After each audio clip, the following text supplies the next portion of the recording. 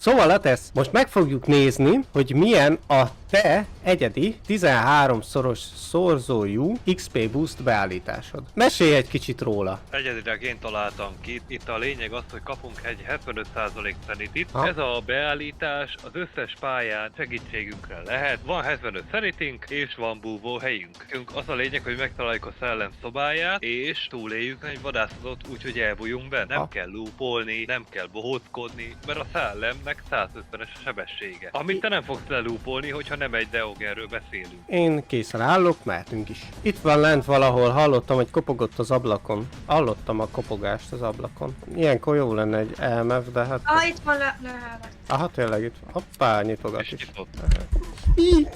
Jó, most egy kicsit meglepődtem. Mi van? Lehet, hogy Ürés, ez egy... mint egy heti kihívás. Azt a mindenit.